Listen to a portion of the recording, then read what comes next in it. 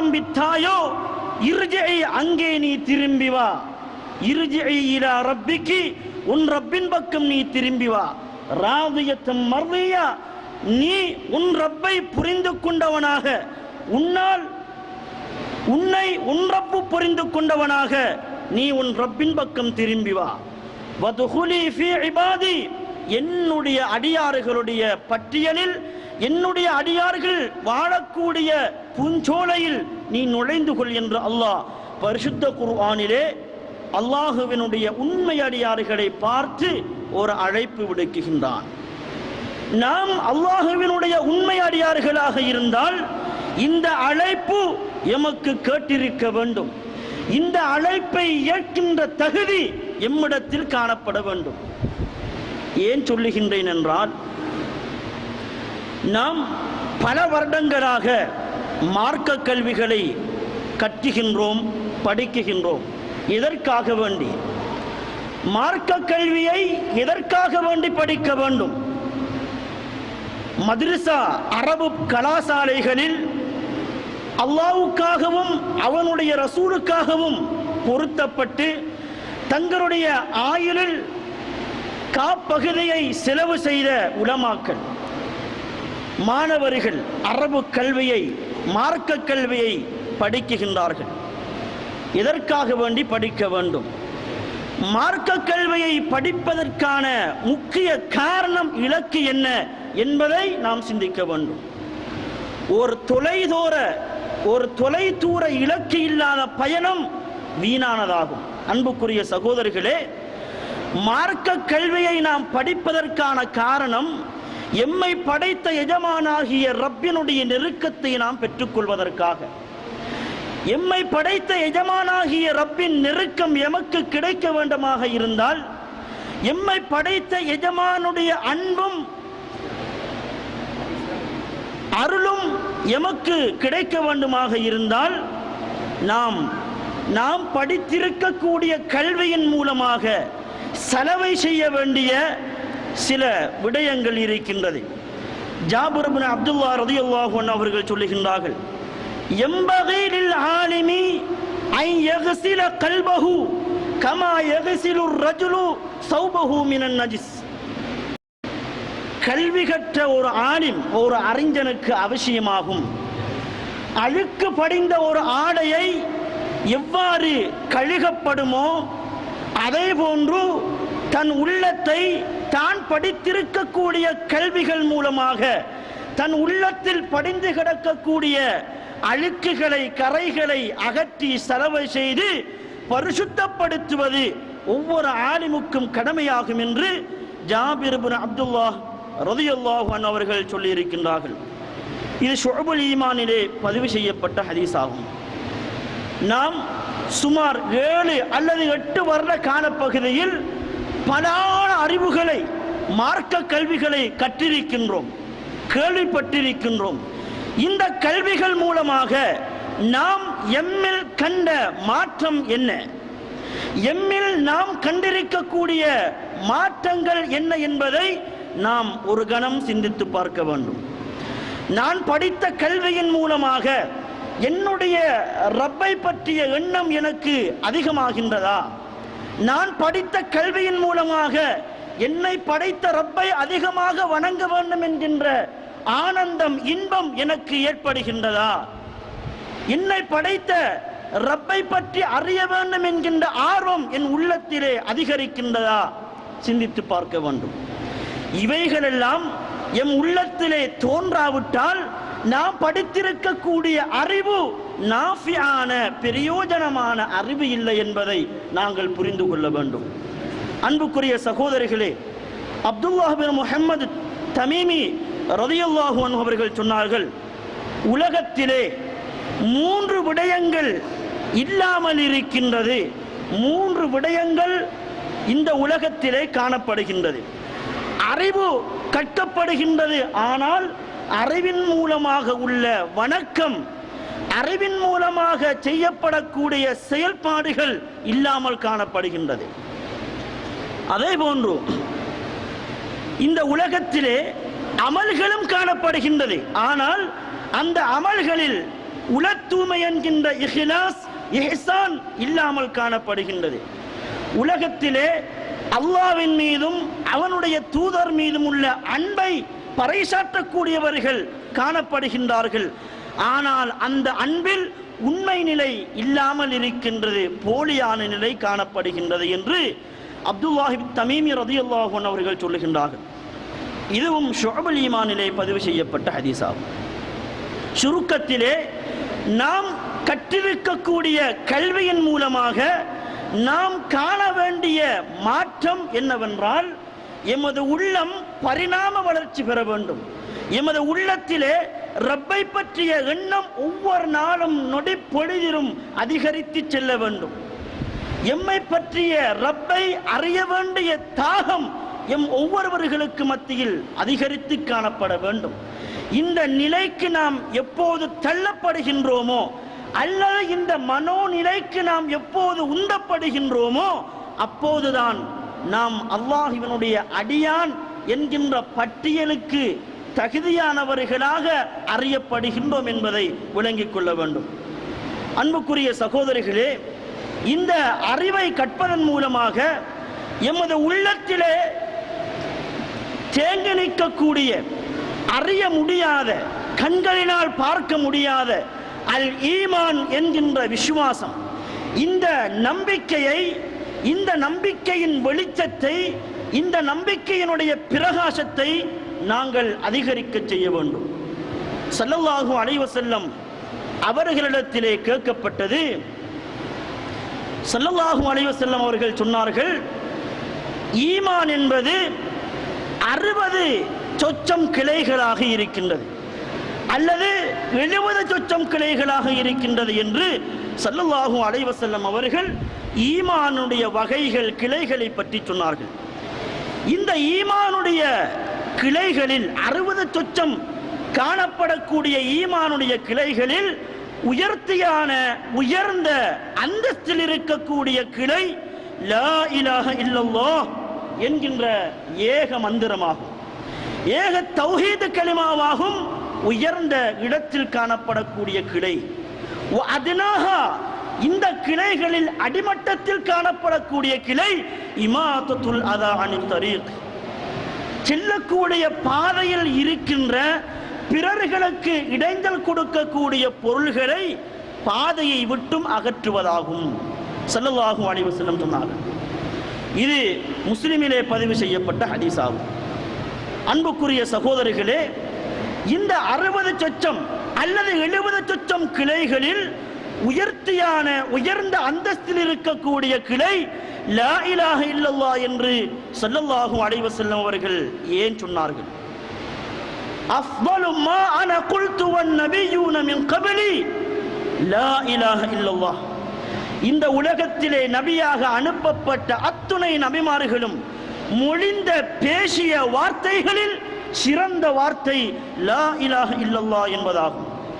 லா இலாஹ இல்லல்லாஹ் என்பதுதான் இந்த உலகத்தையே ஒட்டுமொத்தமாக இயக்கிக் கொண்டிருக்கின்றது. அல்லாஹ்வினுடைய சிவத்துகளின் வெளிப்பாடுதான் இன்று காணப்படக்கூடிய கோடான கோடி படைப்பினங்களும் இந்த படைப்பினங்களுடைய சஞ்சாரங்களும் என்பதை நாங்கள் புரிந்து கொள்ள வேண்டும். இந்த ஹதீஸிலே ஸல்லல்லாஹு அலைஹி வஸல்லம் அவர்கள் ஆழமான ஒரு ஆத்மீக விளக்கத்தை எமக்கு சொல்லுகின்றார்கள். ஆழமான ஒரு ஆத்மீக விளக்கத்தை ஸல்லல்லாஹு அலைஹி வஸல்லம் சொல்லித் தருகின்றார்கள். ஆத்மீகத்தின் பக்கம் எம்மை ஸல்லல்லாஹு அலைஹி வஸல்லம் அவர்கள் வழிகாட்டி தருகின்றார்கள். என்ன அது? உயர்ந்த கிளை லா இலாஹ இல்லல்லாஹ் என்பதாகும். அடிமட்டத்தில் காணப்படக்கூடிய கிளை இமாதத்துல் அதா அனித் தரீக் என்பதாகும். அடிமட்டத்தில் இருந்துதான் உயரத்துக்கு நாங்கள் செல்ல வேண்டும். உயரத்துக்கு சென்று யாரும் அடிமட்டத்துக்கு வருவது கிடையாது. எனவே இமாதத்துல் அதா அனித் தரீக் என்ற அடிமட்டத்தில் காணப்படக்கூடிய இந்த கிளையை நாம் பிடிக்கின்ற போதுதான் லா இலாஹ இல்லல்லாஹ் என்கின்ற மூல கிளை, உயர்ந்த அந்தஸ்தில் இருக்கக்கூடிய திருக்கலிமாவை எம்மால் பிடிக்க முடியும். என்றால் பாதை ஓரங்களில் இருக்கக்கூடிய அழுக்குகளை நாம் ஒவ்வொரு நாளும் அகற்றி துப்புரவு பண்ணுகின்றோம் என்று வைத்துக் கொண்டால் இதை நாம் தினமும் ஒவ்வொரு நாளும் செய்து வருகின்றோம் என்று வைத்துக் கொள்வோம். இவ்வாறு செய்வதனால் எமது ஈமானில் என்ன பரிணாம வளர்ச்சியை நாம் காண முடியும்? எமது ஈமானில் எவ்வாறான மாற்றத்தை எம்மால் அறிந்து கொள்ள முடியும்? ஸல்லல்லாஹு அலைஹி வஸல்லம் அவர்கள் சொல்லி இருக்கக்கூடிய இந்த வார்த்தைக்கு பல பொருள்கள் இருக்கின்றது. பாதை ஓரங்களில் கிடக்கக்கூடிய, பாதைகளில் கிடக்கக்கூடிய அழுக்கான பொருள்களை அகற்றுதல் என்பது இதனுடைய ஒரு பொருளாகும். ஆனால் இன்னும் ஒரு படி உயர்ந்து இந்த ஹதீஸை ஆய்வு செய்கின்ற போது சுப்ஹானல்லாஹ், ஸல்லல்லாஹு அலைஹி வஸல்லம் அவர்கள் ஆத்மீக வழிகாட்டியாக ஜவாமிஉல் கலிமாக இருக்கின்றார்கள் என்பதை இன்னும் கூட எம்மால் விளங்க முடியும். தரஹ் தஸ்ரீபிலே அல்லாமா ஹாஃபிதுத்தீன் அல் இராக்கி ரஹ்மஹுல்லாஹ் அவர்கள் இந்த ஹதீஸை உத்தரித்துக் கொண்டு ரிவாயத்து செய்து கொண்டு, அதே போன்று இமாம் ஃபக்ருத்தீன் ராஸி ரலியல்லாஹு அன்ஹு அவர்கள் மஃபாத்தீஹுல் கைப், விஞ்ஞானத்தின் திறவுகோள்கள் என்கின்ற தனது தஃப்சீர் கிரந்தத்திற்கு பெயர் சூட்டப்பட்ட அத்தஃப்சீருல் கபீர் எனும் கிரந்தத்திலே இந்த ஹதீஸுக்கான ஆத்மீக விளக்கத்தை எழுதுகின்றார்கள். எவ்வாறு? இமாத்தத்துல் அதா அனி தரீக், அல்லாஹ்வை முன்னோக்கி செல்லக்கூடிய அத்தரீகா என்கின்ற அந்த பாதையில் உன்னை எதிர்த்து அல்லாஹ்வை பற்றிய சிந்தனைகளை அழித்து உன்னை திசை மாறச் செய்யக்கூடிய அதா என்கின்ற அல்லாஹ் அல்லாத சிந்தனைகள், ஷைத்தானுடைய ஊசலாட்டங்கள், இவைகளை எல்லாம் உன் கல்வில் இருந்து அகற்றி அகற்றி நீக்கி நீ எதிர்நீச்சல் அடித்து சென்றால் லா இலாஹ இல்லல்லாஹ் என்கின்ற கலிமாவினுடைய அர்த்தத்தையும் உயர்ந்த கிளையையும் நீ பிடித்துக் கொள்வாய் என்று ஸல்லல்லாஹு அலைஹி வஸல்லம் சொல்லுகின்றார்கள். அது எதனால் சாத்தியப்படுகின்றது? தரீகா என்கின்ற ஒரு கட்டுப்பாடு, ஒரு கட்டுக்கோப்பான அமைப்புக்குள் முதலாவதாக எம்மை நாம் அர்ப்பணிக்க வேண்டும். ஒரு கட்டுக்கோப்பான வழிகாட்டியில் நாம் ஃபனாவாகி தன்னை அவருக்கு ஒப்படைத்து எமது பயணத்தை ஆரம்பிக்கின்ற போதுதான் லா இலாஹ இல்லல்லாஹ் என்கின்ற உயர்ந்த ஈமானுடைய கிளையை எம்மால் பிடிக்க முடியும் என்பதை முஹம்மது ரசூலுல்லாஹி ஸல்லல்லாஹு அலைஹி வஸல்லம் அவர்கள் எமக்கு சொல்லித் தருகின்றார்கள். அல்லாஹ்வை பற்றிய அறிவு, அல்லாஹ்வை பற்றிய ஞானத்தை எவ்வாறு வரவழைத்தல் என்பதற்கான உவமைகளை ஸல்லல்லாஹு அலைஹி வஸல்லம் அவர்கள் இது போன்ற ஹதீஸுகளில் எமக்கு சொல்லித் தந்திருக்கின்றார்கள். ஈமான் என்றால் என்ன? ஈமான் என்றால் என்ன? 6 விடயங்களை கொண்டு, 6 கர்மங்களை கொண்டு நம்பிக்கை கொள்ளுதல்.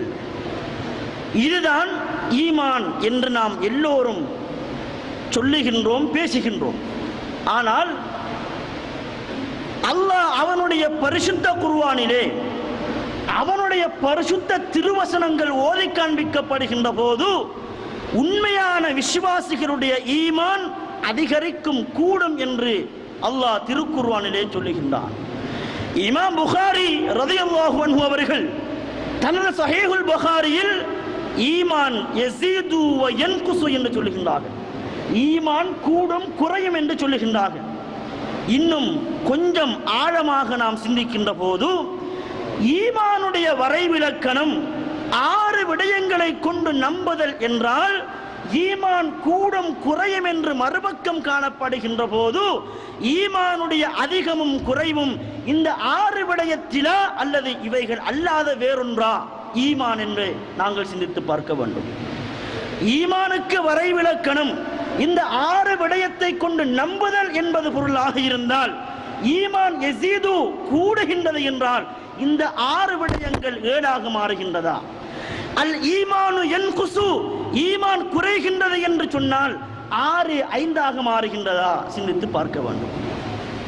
அன்புக்குரிய சகோதரர்களே, 6 விடயங்களை கொண்டு ஈமான் கொள்வதன் மூலமாக தன்னை ஒரு முஃமினாக நாங்கள் மற்றவர்களுக்கு பிரகடனப்படுத்துகின்றோம், தன்னை ஒரு முஃமினாக வெளிப்படுத்துகின்றோம். ஆனால் ஈமான் என்பது அதுவல்ல. ஸல்லல்லாஹு அலைஹி வஸல்லம் சொன்னார்கள், அல் ஈமானு மஅரிஃபத்தும் பில் கல்ப், ஈமான் என்பது உள்ளத்தினால் இதயத்தினால் அறியக்கூடிய ஒரு விடயமாகும். அல் ஈமானு மஅரிஃபத்தும் பில் கல்பு, ஈமான் என்பது உள்ளத்தினால் அறியக்கூடிய ஒன்றாகும். ஸல்லல்லாஹு அலைஹி வஸல்லம் அவர்கள் ஒரு சந்தர்ப்பத்திலே ஸலாசுன் மன் குன்ன ஃபீஹி வஜத ஹலாவத்தல் ஈமான், 3 விடயங்கள், யாரில் அந்த 3 விடயங்கள் காணப்படுகின்றதோ அவன் ஈமானினுடைய இன்பத்தை சுவைத்துக் கொள்வான் என்று சொன்னார்கள். ஈமானுக்கு ஸல்லல்லாஹு அலைஹி வஸல்லம் அவர்கள் ஹலாவத் என்கின்ற இன்பம், சுவை என்கின்ற தன்மையை வழங்குகின்றார்கள். என்றால் ஈமான் என்பது ஒவ்வொரு மனிதனும் அவனாக சுவைத்து அனுபவித்து அறியக்கூடிய ஒரு விடயம் என்பதை ஹலாவத்துல் ஈமான் என்கின்ற வசனத்தின் மூலமாக ஸல்லல்லாஹு அலைஹி வஸல்லம் அவர்கள் எமக்கு சொல்லித் தருகின்றார்கள். இந்த ஈமானுடைய விருத்தி, இந்த ஈமான் எனும் ஜோதியின் பிரகாசம் எம்மிலே அதிகரிக்க வேண்டுமாக இருந்தால் நாம் யார், எங்கிருந்து வந்தோம், எங்கே நாம் செல்ல இருக்கின்றோம் என்பதை முதலாவதாக இந்த படித்தரத்தினுடைய ஆரம்ப கட்டமாக நாங்கள் விளங்க வேண்டும். நாம் யார், எங்கிருந்து வந்தோம், எங்கே செல்ல போகின்றோம்? அன்புக்குரிய சகோதரர்களே, அல்லாஹுவினுடைய அடியார்களாகி இந்த உலகத்திலே படைக்கப்பட்ட நாம் மண்ணிலிருந்து படைக்கப்பட்டிருக்கின்றோம். எல்லோரும் அறிந்த விடயம். ஸல்லல்லாஹு அலைஹி வஸல்லம் அவர்கள் எமது சிந்தனைகளை அல்லாஹுவினுடைய ஆத்மீக அறிவின் பக்கம் இட்டுச் செல்வதற்காக வேண்டி, அழைத்துச் செல்வதற்காக வேண்டி, நாம் படைக்கப்பட்ட மண் எந்த இடத்தில் இருந்து எடுக்கப்பட்ட மண் என்பதடக்கம் எமக்கு விரிவாக்கி சொல்லி தந்திருக்கின்றார்கள். ஒரு மனிதன் எந்த மண்ணிலிருந்து படைக்கப்பட்டான், நான் எந்த மண்ணிலிருந்து படைக்கப்பட்டேன், நீங்கள் எந்த மண்ணிலிருந்து படைக்கப்பட்டீர்கள் என்பதை ஸல்லல்லாஹு அலைஹி வஸல்லம் அவர்கள் எமது சிந்தனைக்கு விருந்தாக அல்லாஹ்வை ஒரு மனிதன் அறிய வேண்டும், விளங்க வேண்டும் என்கின்ற ஆர்வத்தை எமக்கு ஊட்டுவதற்காக சொல்லித் தருகின்றார்கள். ஒரு நாள் ஸல்லல்லாஹு அலைஹி வஸல்லம் அவர்கள் ஒரு மையவாடிக்கு செல்லுகின்றார்கள். அந்த மையவாடியில் ஒரு கபர் குழி தோண்டப்படுகின்றது. ஸல்லல்லாஹு அலைஹி வஸல்லம் அவர்கள் அங்கே கபர் குழியை தோண்டக்கூடிய சஹாபாக்களை பார்த்து கேட்குகின்றார்கள், கபுரு மன் ஹாதா, இது யாருடைய கபர் என்று கேட்குகின்றார்கள். தோண்டப்படக்கூடிய இந்த கபர் குழி யாருடையது என்று ஸல்லல்லாஹு அலைஹி வஸல்லம் கேட்குகின்றார்கள். அங்கே கூடியிருந்த சஹாபாக்கள் சொல்லுகின்றார்கள், ஃபுலானுன் அல் ஹபஷி யா ரசூலல்லாஹ், அபிஷீனியா நாட்டைச் சேர்ந்த இன்னாருடைய கபர்தான் இது யா ரசூலல்லாஹ் என்று சஹாபாக்கள் சொல்லுகின்றார்கள். இதை கேட்டவுடன் ஸல்லல்லாஹு அலைஹி வஸல்லம் சொன்னார்கள், லா இலாஹ இல்லல்லாஹ். என்ன சொன்னார்கள்? லா இலாஹ இல்லல்லாஹ்.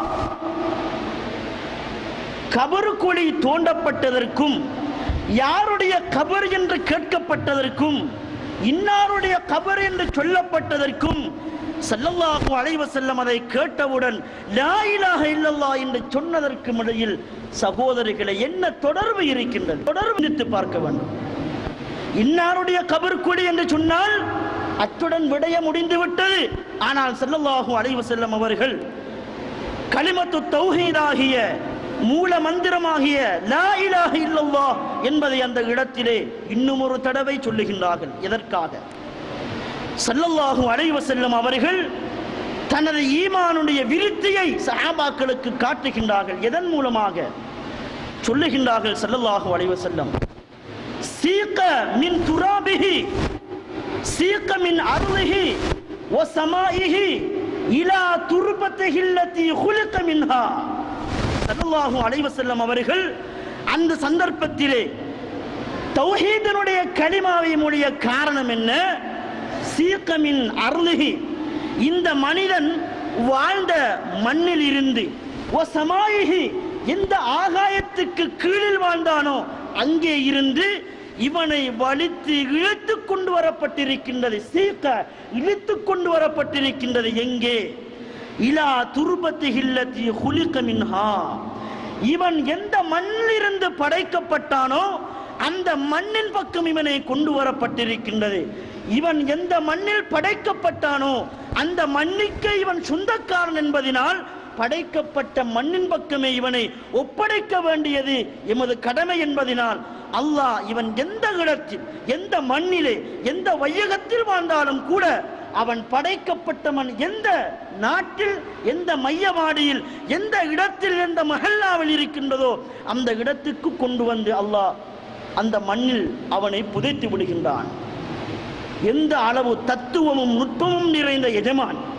இந்த யதார்த்தத்தை அறிந்த நாயகம் ஸல்லல்லாஹு அலைஹி வஸல்லம் உடனடியாக சொல்லுகின்றார்கள், லா இலாஹ இல்லல்லாஹ், அல்லாஹ் ஏகன், ஒருவன், அவனுடைய சக்தி, சிந்தனை, அறிவு, ஆற்றல், நாட்டம் எல்லாவற்றையும் மட்டும் அவன் தனித்துவமாக இருக்கின்றான், யாரும் அதில் நெருங்க முடியாது என்கின்ற ஏகத்துவத்தை ஸல்லல்லாஹு அலைஹி வஸல்லம் அவர்கள் எமக்கு விளக்கி காட்டுகின்றார்கள்.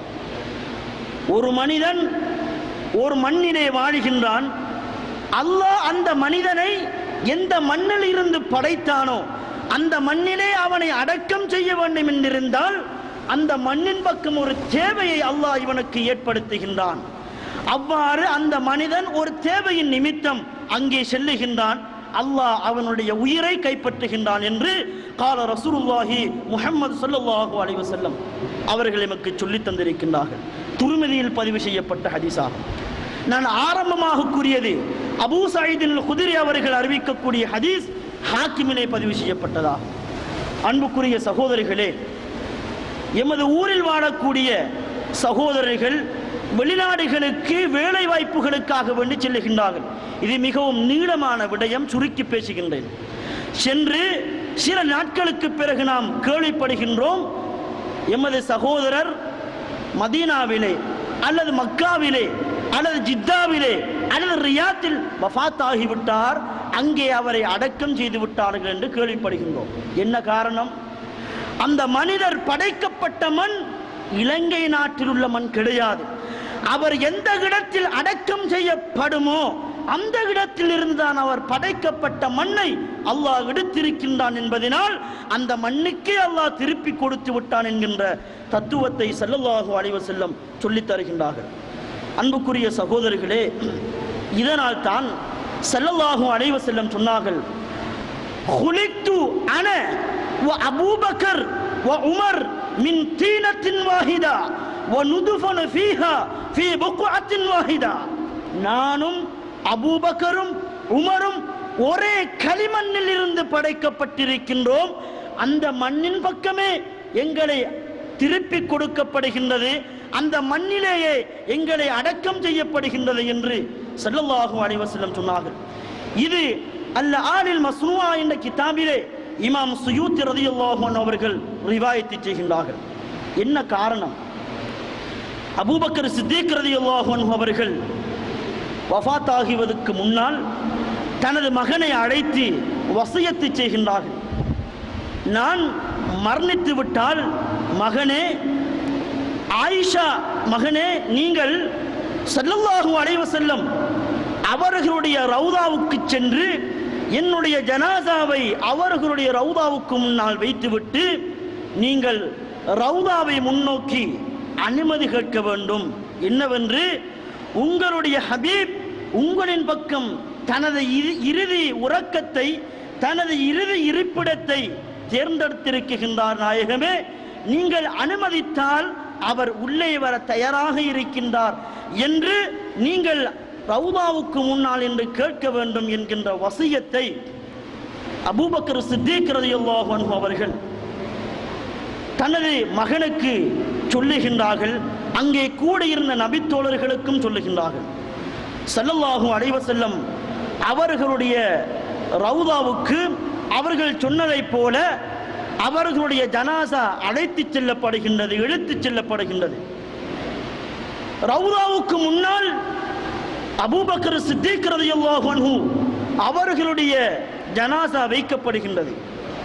அங்கே கூடியிருந்த சஹாபாக்கள் ரவுதாவை பார்த்து கேட்குகின்றார்கள், சொல்லுகின்றார்கள், உங்களுடைய ஹபீப் உங்களுடன் தனது இறுதி இருப்பிடத்தை தேர்ந்தெடுக்க விரும்புகின்றார், தங்களுடைய அனுமதி கிடைத்தால் அந்த இடத்தில் வந்து உறங்க தயாராக இருக்கின்றார் என்று சஹாபாக்கள் கேட்ட பொழுது ஸல்லல்லாஹு அலைஹி வஸல்லம் அவர்கள் சமாதி கொண்டிருக்கக்கூடிய புனித ரௌதா ஷரீஃபினுடைய கதவினுடைய பூட்டு தானாக திறந்து கதவு திறக்கப்படுகின்றது.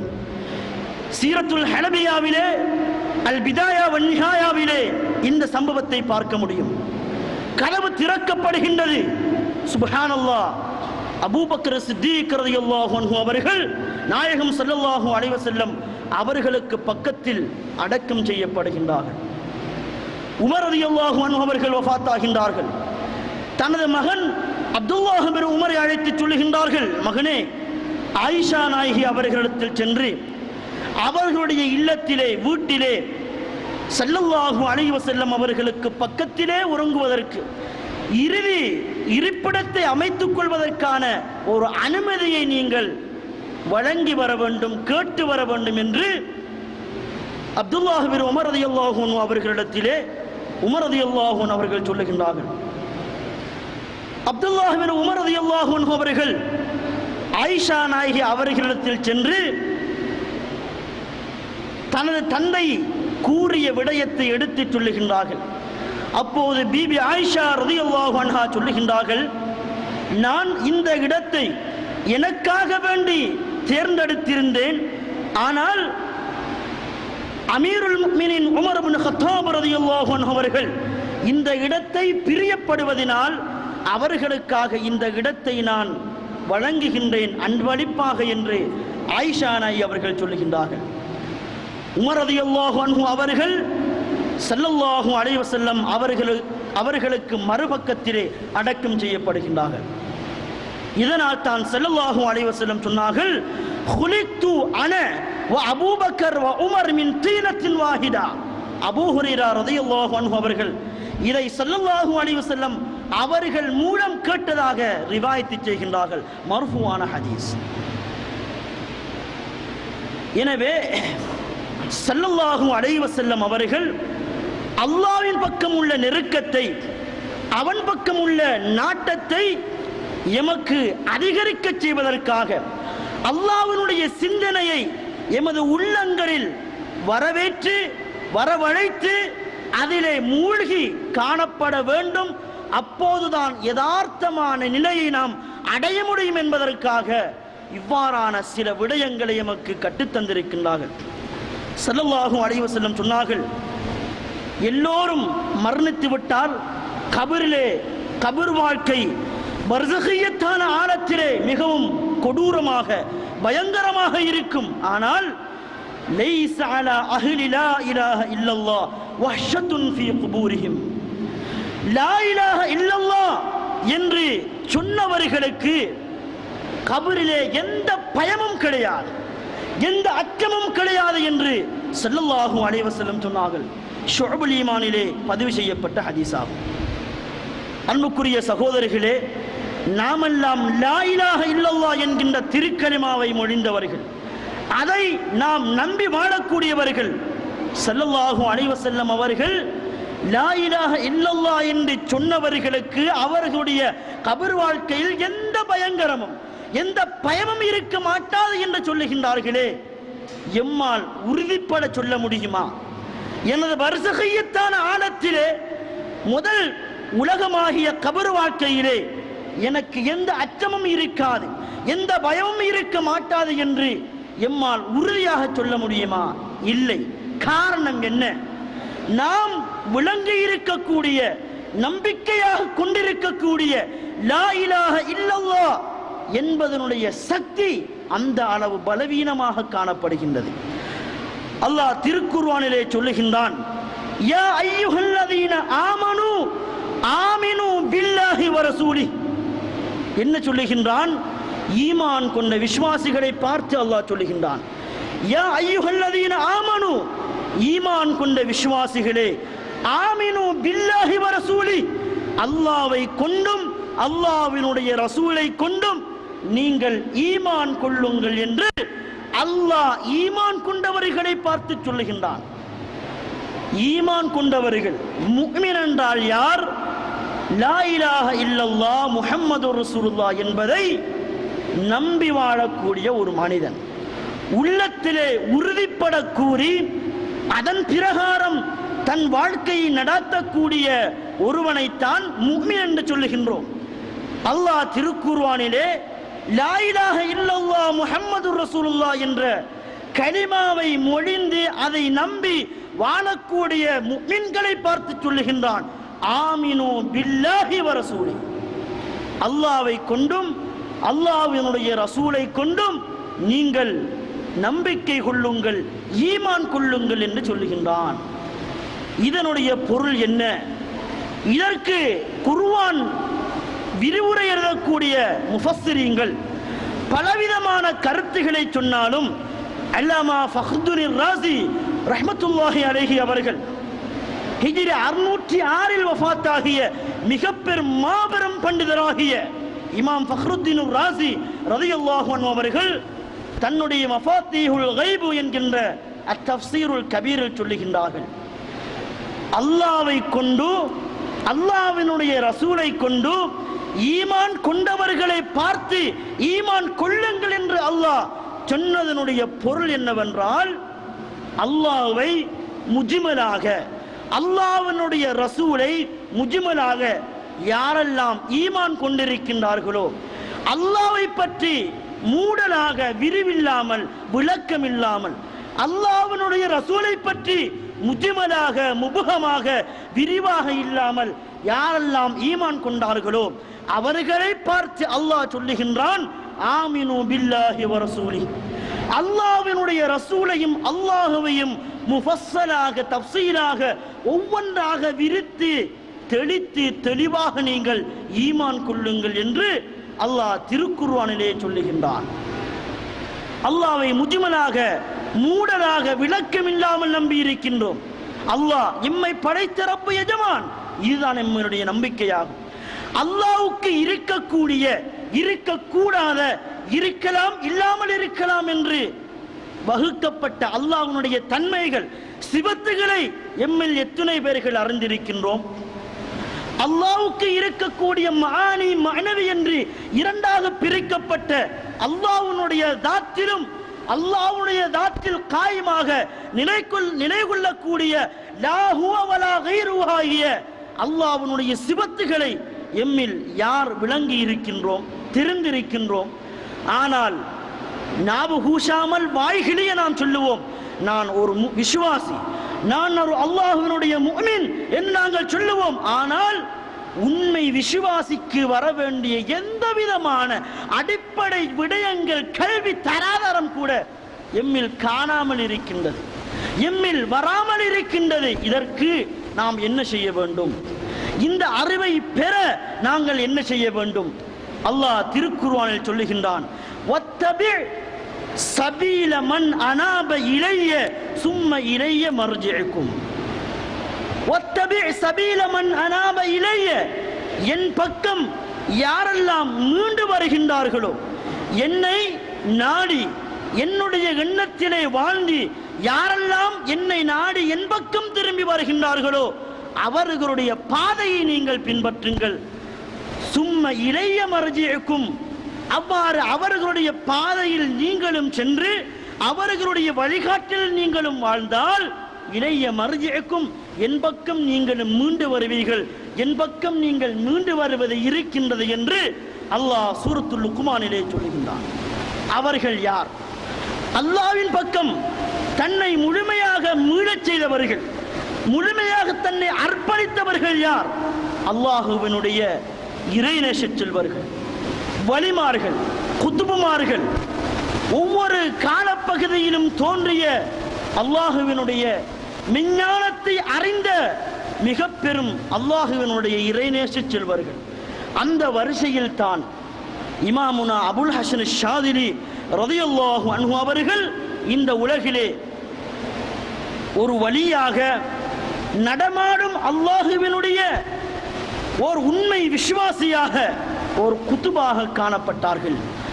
அவர்களுடைய வழிகளை அவர்களுடைய தரீகாக்களை பின்பற்றி வாழக்கூடியவர்கள், அவர்கள் சொல்லி இருக்கக்கூடிய போதனைகள், அவர்கள் காட்டிய வழிமுறைகளை சீராகவும் சிறப்பாகவும் எடுத்து நடக்குகின்ற போது உண்மையான தெளிவான அறிவும் ஞானமும் அவர்களுடைய உள்ளத்தில் இருந்து அல்லாஹ் விளக்கமாக உதிப்பாக்கி கொடுப்பான் என்கின்ற உண்மையை நாங்கள் விளங்கிக் கொள்ள வேண்டும். அல்லாஹ் திருக்குர்ஆனிலே சொல்லுகின்றான், وَعَلَّمْنَاهُ مِن لَّدُنَّا عِلْمًا فَوَجَدَ عَبْدًا مِّنْ عِبَادِنَا آتَيْنَاهُ رَحْمَةً مِّنْ عِندِنَا وَعَلَّمْنَاهُ مِن لَّدُنَّا عِلْمًا.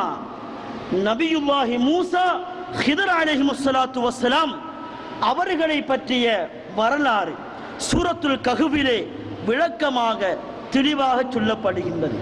அந்த வசனத்திலே அல்லாஹ் சொல்லுகின்றான், எங்களுடைய 2 அடியார்கள் அவர்களுக்கு நாங்கள் எமது அருள்களை அள்ளிச் சொரிந்தோம்.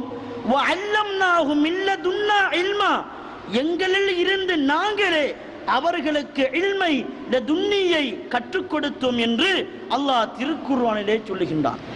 அல்லாஹ்வின் புறத்திலிருந்து எமது உள்ளத்திலே உதிப்பாகக்கூடிய அறிவுதான் நாம் படித்திருக்கக்கூடிய இந்த அறிவினுடைய நதீஜாவாக இருக்கின்றது. நாம் படித்திருக்கக்கூடிய அறிவு உண்மையான யதார்த்தமான மெஞ்ஞானம் என்கின்ற அல்லாஹ்வை பற்றிய அறிவின் பக்கமும் எமது உள்ளத்தை சுத்திகரிப்பதற்காக வேண்டியும் நாம் கற்றிருக்கக்கூடிய ஆரம்ப பாடமாகும். இந்த பாடத்தின் மூலமாக இந்த பாடத்தை பயிற்சியாக கொண்டு எமது வாழ்க்கையை நாங்கள் பிராக்டிகலாக செயல் ரீதியாக இவைகளை கொண்டு வருகின்ற போது எமது உள்ளம் விருத்தி அடையும். உள்ளத்திலே அல்லாஹுவினுடைய நூறானியத்து பிரகாசிக்கும். ஈமானினும் நம்பிக்கை அதிகமாகும். அல்லாஹ்வினுடைய அறிவு, அவனை பற்றிய ஞானம் எமது உள்ளத்தில் அல்லாஹ்வின் புறத்தில் இருந்து லதுன்னியாவாக எமக்கு உதிப்பாக்கி கொடுக்கப்படும். இதற்கான ஆரம்ப பாடம்தான் நாம் இப்போது கற்றிருக்கக்கூடிய பாடமாகும். சுகுராவையும் குபுராவையும் நாங்கள் சேர்த்து விட்டோம். நதீஜா இதற்கு பிறகுதான் வர இருக்கின்றது. சுகுராவையும் குபுராவையும் சேர்த்து விட்டோம். நதீஜா நாங்கள் கூட்டி இருக்கக்கூடிய ஆக்கி எழுதி இருக்கக்கூடிய இந்த சுகுராவும் குபுராவினுடைய ஹத் அவுசத் சரியாக இருந்தால், சரியான விடயங்கள் ஆதாரங்களுடன் அமைக்கப்பட்டிருந்தால் நதீஜா, இதனால் வரக்கூடிய இறுதி தீர்வு, இதனுடைய பலாபலன் சீராகவும் சிறப்பாகவும் இருக்கும் என்பதை நாங்கள் புரிந்து கொள்ள வேண்டும். அன்புக்குரிய சகோதரிகளே, இமாம் அபுல் ஹசன் ஷாதிலி ரலியல்லாஹு அன்ஹு அவர்களை பற்றிய ஒரு சில விடயங்களை கூறி என் உரையை நான் முடிக்கலாம் என்று எண்ணுகின்றேன். இமாம் அபுல் ஹசன் ஷாதிலி ரலியல்லாஹு அன்ஹு அவர்கள் அல்லாஹுவினுடைய குத்துபாக இறைநேச செல்வர்களாக இந்த உலகத்திலே சஞ்சரித்த மிக பெரும் வழியாக காணப்படுகின்றார்கள். ஷாதுலி என்கின்ற பெயர் நாமமே ஓர் வினோதமான பெயராகும். ஷாதுலி என்கின்ற பெயர் எதனால் வைக்கப்பட்டது தெரியுமா? ஷாதிலி என்றால் அஷாதுலி, எனக்காக